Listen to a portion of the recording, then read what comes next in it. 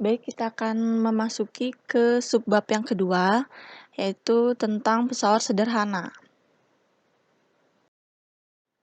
Ya, adapun tujuan pembelajaran kita hari ini, siswa mampu mengidentifikasi jenis-jenis pesawat sederhana. Yang kedua, siswa mampu menjelaskan penggunaan katrol dalam kehidupan sehari-hari. Ketiga, siswa mampu menganalisis prinsip kerja koper pada sistem gerak manusia. Yang keempat, siswa mampu menghitung keuntungan mekanik pada pengungkit. Nah, jadi silakan anak-anak perhatikan gambar yang ada di sebelah kiri. Ya, jadi pernahkah anak-anak melihat orang yang mengangkut kelapa sawit atau barang-barang yang berat dengan menggunakan gerobak dorong? Ya, jika pernah, ya coba dipikirkan. Nah, jadi ternyata menggunakan gerobak dorong ini akan mempermudah gerobak menjadi atau mengangkut barang dengan mudah dibandingkan dengan mengangkatnya dengan tangan sendiri. Nah, jadi alat yang dilengkapi dengan roda penggerak yang mempermudah alat untuk berpindah tempat. Nah, di sini kan ada rodanya. Ya. Jadi inilah yang mempermudah mengangkut barang atau barang apapun itu dari satu tempat ke tempat lainnya. Nah, jadi untuk yang pertama, jenis-jenis pesawat sederhana itu ada tuas atau nama lainnya pengungkit. Nah, jadi di sini bisa dilihat, nah ini namanya pengungkit. Nah, jadi di sini adalah kuasa atau simbolnya F. Nah, di tengah inilah titik tumpunya. Nah, yang di sini adalah beban. Ya, jadi beban di sini. Jadi dari titik tumpu di sebelah kanan ke sini, ke arah beban, ini disebut dengan lengan beban atau simbolnya LW. Ya, beban ini disebut dengan W. Nah, jika lengan kuasa disimbolkan dengan LK. Nah, jadi titik tumpu ke sebelah kiri disebut dengan lengan kuasa. Nah, adapun cara mencari keuntungan mekanisnya di tuas pengungkit ini, yaitu KM ini keuntungan mekanis sama dengan W per F, di mana W ini adalah berat beban dan F ini adalah gaya. Nah, jadi KM di sini bisa kita cari dengan LK atau lengan kuasa per lengan beban sama dengan W per F. Ya, atau secara sistematis bisa kita cari dengan LK dikali F sama dengan W dikali LB. Untuk LK di sini lengan kuasa, F-nya gaya atau satuannya Newton, W-nya berat beban atau satuannya Newton, dan LB-nya adalah lengan beban. Nah, untuk keterangan simbol-simbol di sini bisa anak-anak lihat di keterangan. Ya, sudah Ibu buatkan beserta satuannya, jadi anak-anak tidak bingung. Nah, adapun macam-macam pengungkit, ya di penjelasan kemarin bab 1 juga sudah Ibu jelaskan. Di sini ada jenis pengungkit, ya ada jenis pertama. Nah, kalau di penerapan kehidupan kita, di situ ada gunting. Nah, jadi tumpuannya di tengah-tengah, kemudian gaya kuasanya di sebelah kiri, dan gaya bebannya di sebelah kanan. Jadi ketika tumpuannya di tengah itu disebut dengan jenis pengungkit, yaitu pertama. Nah, konsep fisika pengungkit, nah seperti yang tadi, tumpuannya di tengah, gaya kuasa, dan gaya beban di sampingnya. Jadi tumpuannya berada di tengah-tengah gaya kuasa dan gaya beban. Untuk jenis pengungkit yang jenis kedua di sini diilustrasikan, ya di sini ada sejenis gerobak. Nah, jadi untuk gaya kuasanya sama di sebelah kiri. Nah, gaya bebannya berada di tengah-tengah di antara gaya kuasa dan tumpuan. Ya, jadi tumpuannya di sini rodanya, bebannya ada di tengah-tengahnya. Nah, konsepnya di sini seperti ini. Ya, jadi tumpuannya di sebelah pinggir. Nah, gaya bebannya yang berada di tengah-tengah di antara gaya kuasa dan tumpuan. Ini disebut dengan jenis pengungkit kedua. Ya. Untuk jenis yang ketiga, di sini seperti pemotongan kuku.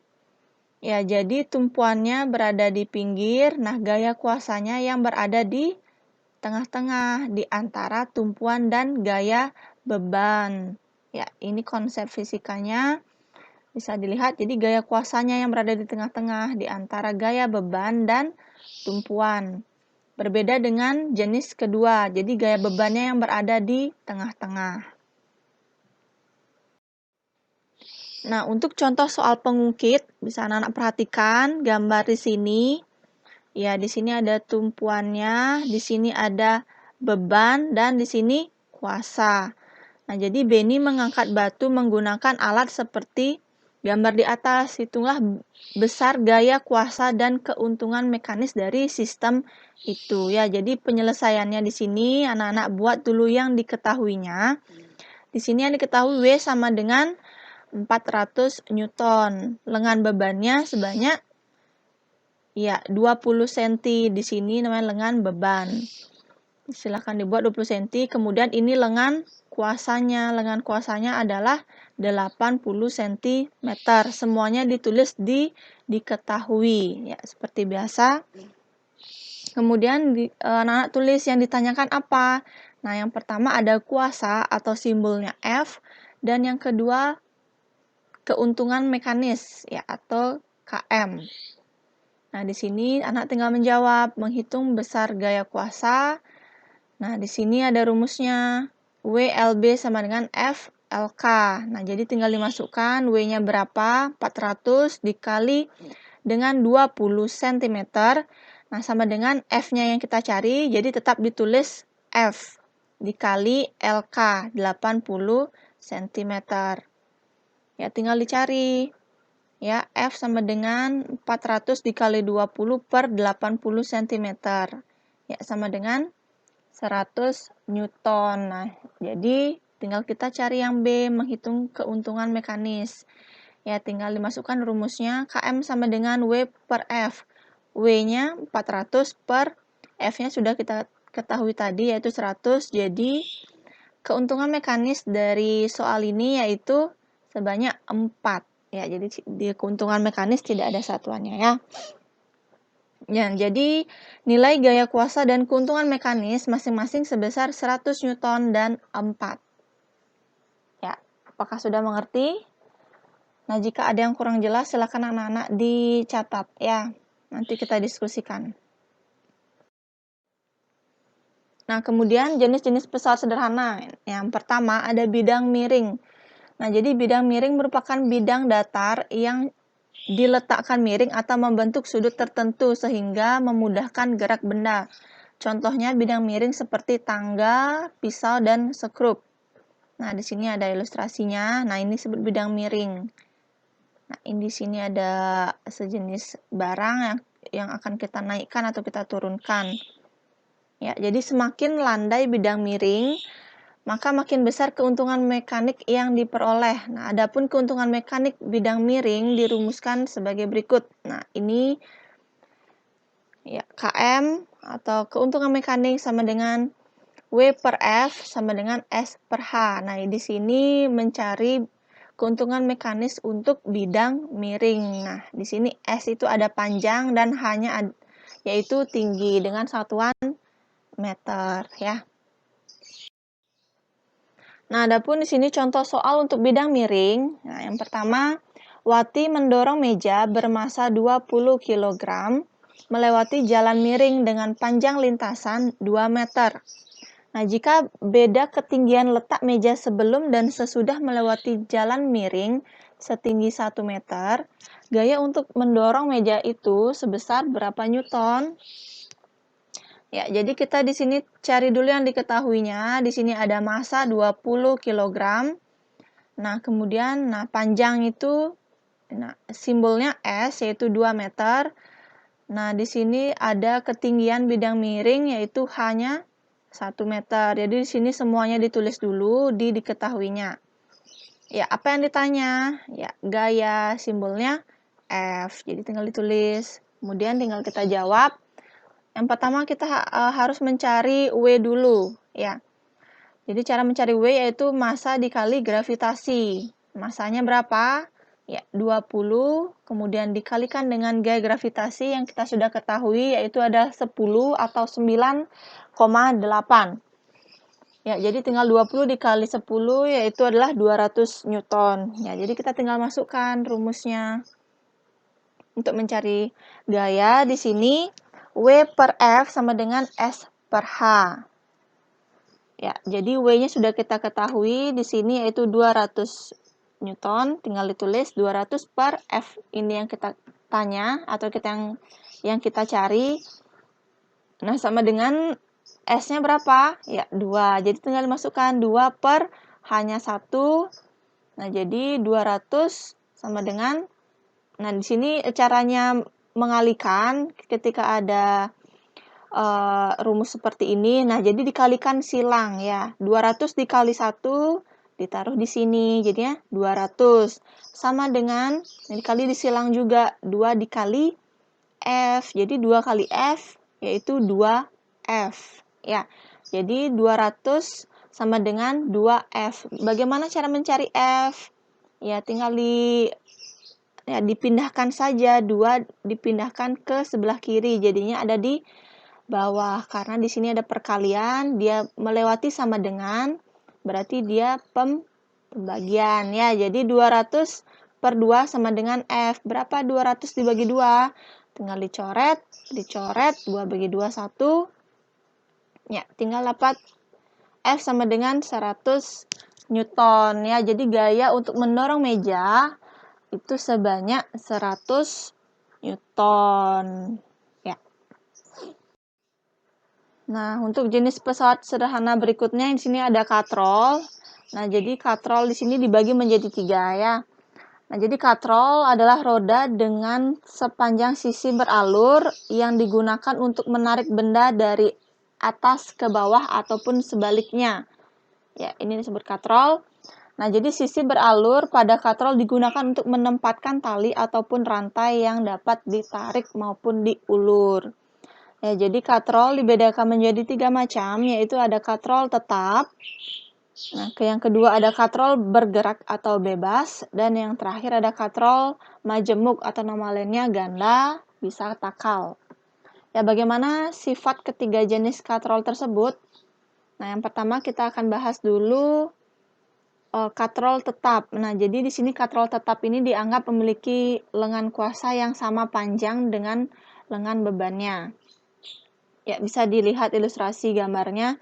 Ya, jadi sama ya, lengan beban sama dengan lengan kuasa. Di sini katrol tetap namanya. Di sini caranya. Nah, jadi contoh penerapan katrol tetap meliputi menimba air di sumur. Ya, apakah anak-anak ada yang punya sumur di rumahnya? Ya, kalau punya nanti silahkan diperhatikan ya. Jadi sumur anak-anak di rumah itu atau di kampung misalnya itu menggunakan atau cara kerjanya adalah katrol tetap ya. Nah, atau di sekolah. Nah, di sekolah kan ada tiang bendera. Nah, tiang bendera di sekolah ini termasuk ke dalam katrol tetap juga. Adapun cara mencari keuntungan mekanisnya, nah seperti ini. Nah, jadi untuk katrol tetap itu keuntungan mekanisnya adalah 1. Ya, untuk sistematis rumusnya di sini ada FB sama dengan FK atau gaya beban sama per gaya kuasa sama dengan lengan kuasa per lengan beban. Di sini adalah 1. Ya, atau bisa dengan km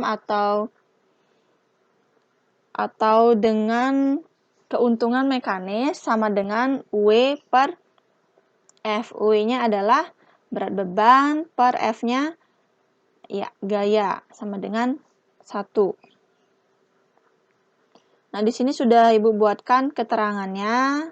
Semuanya simbol-simbol yang ada di sini beserta satuannya. Nah, di sini dengan katrol tetap ya. Jadi bisa diingat katrol tetap itu contohnya sumur dan tiang bendera. Jadi lengan kuasa dan lengan bebannya dia sama ya. Untuk yang kedua, di sini ada katrol bergerak atau katrol bebas. Nah, jadi pada katrol bergerak, salah satu ujung tali terikat sehingga dianggap tetap, sedangkan ujung tali lainnya ditarik ke atas dengan gaya. Nah, di sini dia ilustrasinya. Ya, jadi untuk tali, nah di sini tetap. Nah, kemudian satunya lagi ditarik ke atas dengan gaya, ya. Jadi contoh penerapannya yaitu seperti alat pengangkat peti kemas di pelabuhan, ya. Atau di sini juga anak-anak bisa lihat ilustrasinya. Nah, jadi besar kuasa atau F yang dibutuhkan untuk mengangkat beban atau W dirumuskan sebagai berikut. Ya, di sini keuntungan mekanisnya, nah, Km sama dengan 2. Ya, jadi kan tadi untuk katrol tetapnya itu keuntungan mekanisnya 1. Nah, di sini ketika katrol bebas keuntungan mekanisnya 2 dengan rumus sebagai berikut, ya. Atau, nah di sini bisa dengan keuntungan mekanis katrol bergerak lainnya. Ya, di sini SLK sama dengan WLB atau F sama dengan LB per LK dikali W. Bisa juga dengan F sama dengan LB per 2LB dikali dengan W. Atau F sama dengan setengah W. Nah, jadi diambil simpulan yaitu keuntungan mekanis atau M di sini W per F. Jadi W sama dengan 0. W per 0,5 W. Nah, jadi setengah dari W. Nah, sama dengan 2 di sini ya. Nah, di sini anak-anak bisa dilihat keterangannya dari simbol-simbol di sini. Nah, sudah Ibu buatkan beserta dengan satuannya. Nah, di sini ada contoh soal. Nah, jadi perhatikan gambar ini. Ya, gambar apa ini kira-kira? Ya, katrol. Ya, katrol bebas ya, atau katrol bergerak karena di sini titik tumpu yang diam, di sini dia diangkat dengan gaya. Di sini ada beban seperti tadi. Ya, di sini ada soal jika beban 18.000 Newton, berapa besar gaya minimal dan keuntungan mekanisnya dari katrol ini? Ya. Jadi keuntungan mekanis sudah pasti ya, 2 ya. Jadi kalau katrol bebas itu pasti keuntungan mekanisnya 2. Nah, jadi bisa langsung ditulis di sini ya. Keuntungan mekanis sama dengan 2. Ya, jadi di sini masukkan rumus Km sama dengan W per F. Km-nya di sini sudah didapatkan 2, tadi tinggal ditulis. Kemudian W per F. Nah, jadi bagaimana cara mencari F? Ya, jadi F sama dengan W per 2. W-nya berapa? Sudah diketahui di sini 18.000. Ya, di sini salah penulisan ya. Jadi 18.000 dibagi 2 berapa? Ya, 9.000 Newton. Nah, jadi di sini gaya dari katrol ini adalah 9.000 Newton dan keuntungan mekanis dari katrol ini adalah 2. Ya, karena di sini katrol bebas. Nah, di sini katrol yang terakhir yaitu katrol ganda atau majemuk. Nah, jadi katrol yang terdiri dari katrol tetap dan katrol bergerak ya. Jadi di sini kombinasi dari dua katrol tadi. Nah, jadi keuntungan mekanis dari katrol ini tergantung dengan jumlah tali yang digunakan untuk mengangkat bebannya. Nah, jadi di sini ya, pada gambar ini terdapat 3 tali yang menanggung beban. Jadi F sama dengan sepertiga W. Nah, jadi sudah dipastikan untuk katrol ganda di sini adalah keuntungan mekanisnya adalah 3 atau dengan rumus ya W per F sama dengan W per sepertiga dari W.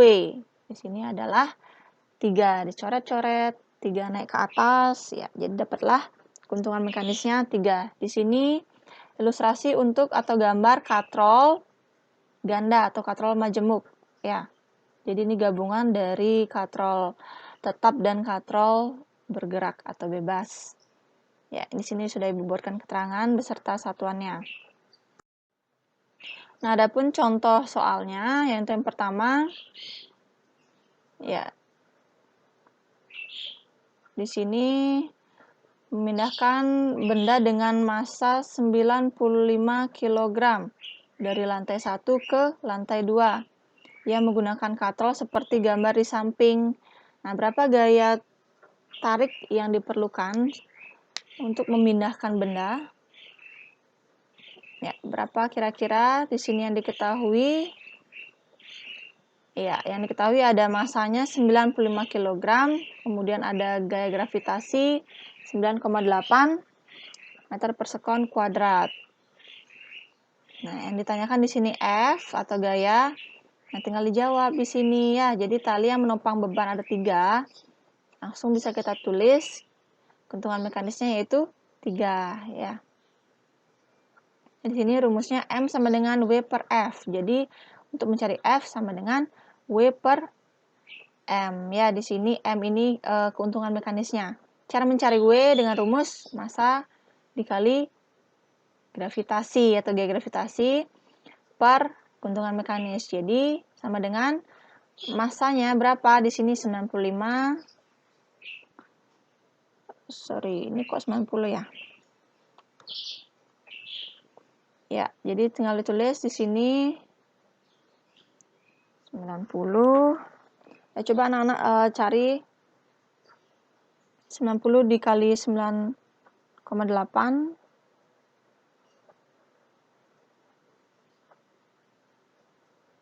dibagi 3.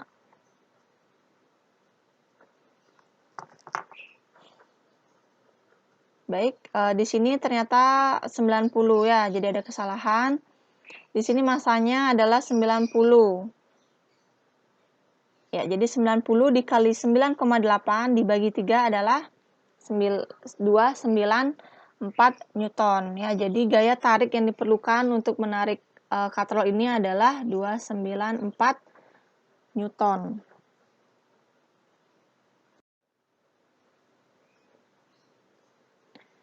Nah, baik, di sini jenis pesawat sederhana berikutnya yaitu roda berporos atau bergandar. Nah, bisa dilihat gambarnya. Jadi di sini sebuah roda yang dihubungkan dengan poros dapat berputar bersama-sama. Ya, penerapan dalam kehidupan sehari-hari digunakan pada kemudi mobil atau kapal, atau roda gerinda dan roda sepeda. Nah, adapun mencari keuntungan mekanis dari roda berporos ini yaitu Km sama dengan jari-jari roda per jari-jari gandar atau poros. Ya, R besar per R kecil. Nah, di sini yang mana disebut R besar atau jari-jari roda? Ya, di sini jari-jari roda yang lebih besar. Kemudian jari-jari poros itu yang ini. Ya.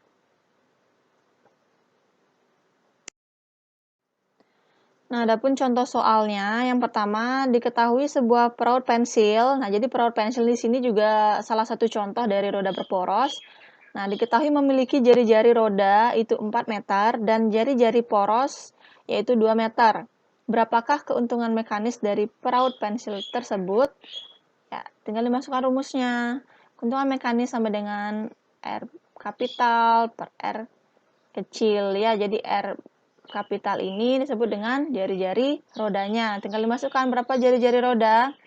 4 meter per jari-jari porosnya berapa? 2 meter. Tinggal dimasukkan. Jadi 4 dibagi 2 berapa? Ya, 2. Nah, jadi keuntungan mekanik dari rautan pensil adalah 2. Nah, jadi dari pembahasan Ibu tadi mengenai pesawat sederhana ya, macam-macam pesawat sederhana. Ketika anak-anak ada yang kurang dipahami, jangan ragu untuk bertanya di sesi diskusi ya. Atau anak-anak bisa PC Ibu ya, jika malu bertanya di grup bisa PC Ibu melalui WA atau bisa di WA grup ya. Jadi jangan malu untuk bertanya. Nah, di sini ada latihan soal. Ya, Ibu berikan 3 latihan soal, jadi silakan dibaca. Ya, setidaknya anak-anak membaca soalnya ya. Jangan langsung bertanya ke temannya. Boleh bertanya ketika anak-anak sudah berusaha sendiri untuk menjawabnya ya. Jadi di sini dibuat soalnya, karena di sini dalam bentuk video nanti Ibu akan share. Silakan anak-anak membuat soalnya dulu di buku tugas kalian. Ya, kemudian nanti langsung dijawab di buku tugasnya. Jawabnya sesuai dengan contoh-contoh soal sebelumnya, silakan dicari dulu apa yang diketahui dari soal, ya apa yang ditanya, baru kemudian anak-anak buat rumusnya ya, jadi agar dia sistematis dan anak-anak juga paham betul ya. Jadi silakan dibuat 3 latihan soal ini di buku tugasnya. Ya, nanti setelah belajar Ibu akan buatkan tugas kelasnya di Google Classroom ya. Jadi silakan ada yang bertanya, silakan disimpan pertanyaannya, nanti bisa bertanya di sesi diskusi. Ya, baik, sekian penjelasan Ibu tentang subbab yang kedua untuk bab 2 ini, yaitu pesawat sederhana. Ya. Jadi sekian penjelasan Ibu. Anak-anak bisa melanjutkan belajar di rumah dengan baik.